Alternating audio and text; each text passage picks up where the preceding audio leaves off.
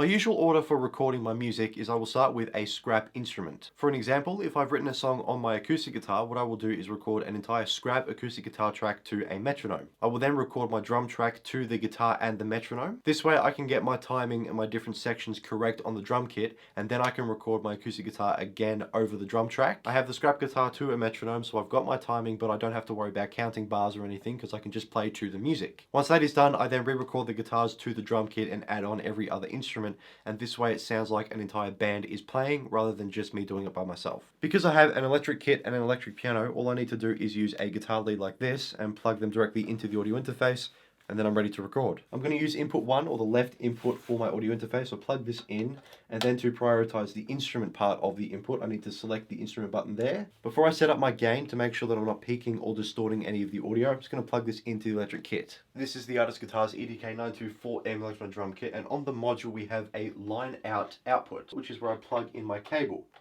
And now what will happen is all of the outputted signal from the kit will be transferred through the cable into the audio interface, which in a way sort of takes this signal and turns it into a sound to be recorded by your DAW. Before we accurately set up my gain knob, I'm just going to increase it up to about 12 o'clock or 50%, and then I'm going to hit the low floor tom on my drum kit and make sure that everything is working. With my computer chosen as a playback device, I'm just going to increase the volume. That way when I hit the drum kit, not only should you be able to see it up here, but we should also be able to hear it. Just hitting the low floor tom.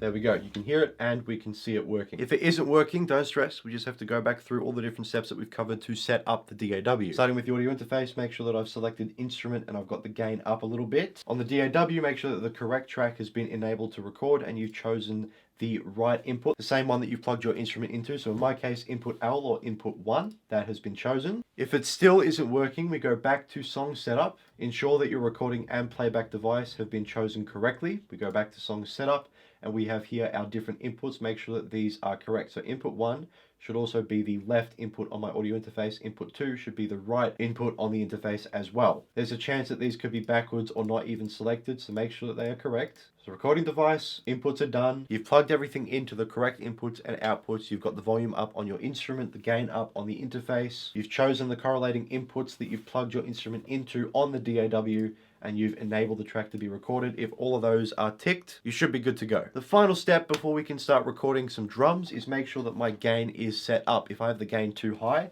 you will see this turn red. If you are in the red, you are peaking the audio and your sound will become distorted, and not the good kind. You can get away with it being in the yellow zone, but the green zone is absolutely perfect, exactly where you want to be. I know that the loudest drum on my kit is going to be my kick drum. So as long as that isn't causing the gain to go in the red, I should be good to go. I just need to make sure that I can also hear the snare, the toms, and the cymbals. Just to demonstrate what I'm talking about, I've turned the gain up too high, which means that we're in the red zone, which will cause a distorted sound. This is what it sounds and looks like on the DAW. I'll roll the gain down a little bit, we try it again. I'm mostly in the yellow, but I've also got a little bit of red, so I'm still a little bit too high. So I'm going to bring it down a little bit more to make sure that everything is in the green. I think we should be good to go. I've got no idea what I'm going to be recording, so we'll keep it simple, 4/4, and I'll have a little count in, 2, 3.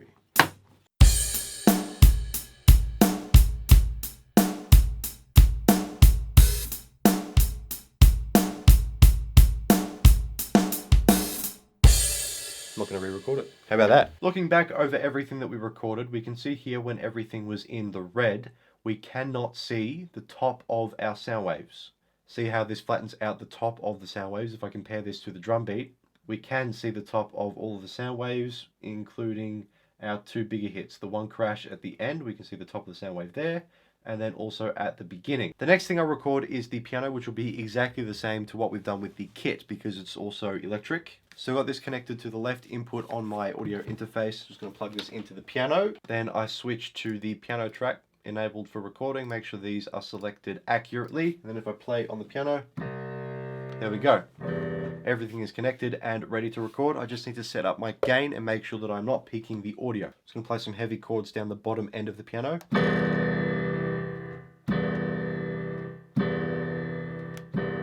There we go, now it's in the green. Now this will be more difficult than the drums because I've got to actually work out a key.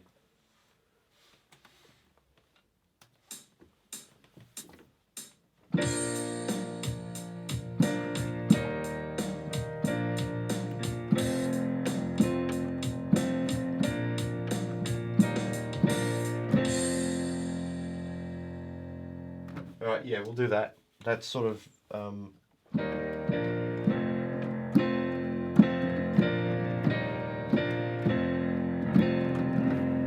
Okay, I guess that's what we're doing. I'm just going to re-record that. Okay, well there's a piano track and a drum track done.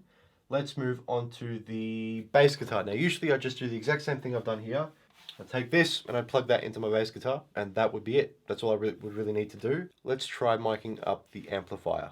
To record the bass guitar amplifier, I'm going to use the Shure SM57 Dynamic Microphone. There are two types of microphone, your dynamic and then your condenser microphone. With your condenser microphone, you need 48 volts of phantom power to actually power the mic itself. Dynamic microphones do not need any extra power, they will just work as is. But for these condenser microphones here, I need to activate the 48 volts of phantom power, which I do have access to on my audio interface. Here's the Focusrite Scarlett Solo, and there's the 48 volts of phantom power. Click that button, and then it will activate, so I can then use those condenser microphones. On this audio interface, which we'll look at in a second, it's up the top there. But what we need to do is we use this XLR cable to plug it into the back of the microphone, and for the sake of the video, into the right input or input 2 of the audio interface, just to change it up.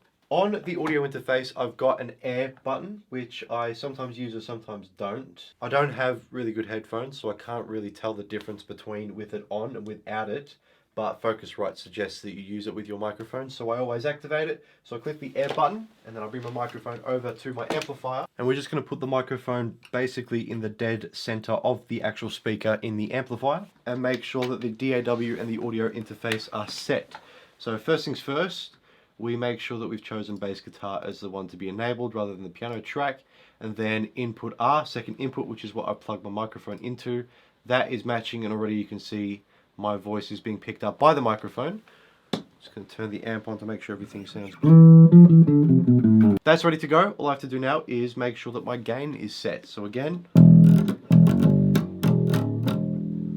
Now the only problem with the setup that I've got right now is because I'm playing through my speakers, my microphone is going to hear that and pick that up, which means there's going to be bleeding of the track. So see if I can simulate it here.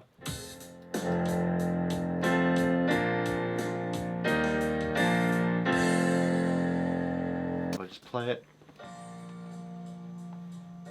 I'm sure you can hear that. So the microphone has picked up the drum and piano tracks, which I don't want to do. And of course this would be the same thing when I record my acoustic guitar.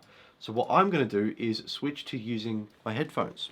Now I could plug these directly into my computer if I wanted to, or I can plug them into my audio interface. And then I just need to come up to song setup again, back to where the playback and recording device is, and choose this as my audio interface, the Scarlett 2i2. It saves, song setup, make sure it's all accurate, and then good to go. So if I play this back again, I should be hearing it through my headphones.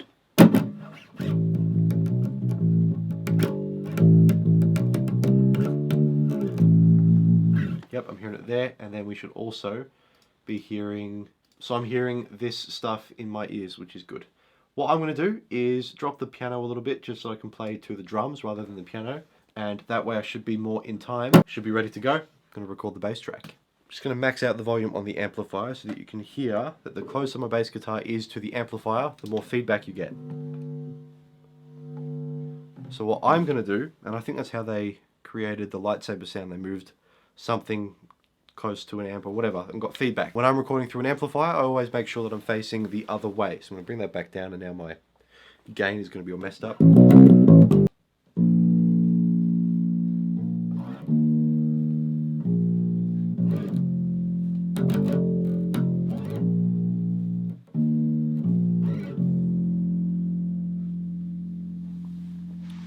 I think that's okay. Just listen back to that track and I think it's alright. So we're going to get rid of the bass guitar and the amplifier and switch over to using my Rode M5 condenser microphones, these ones here, which as you can tell is two microphones at once. And we're going to record some acoustic guitar.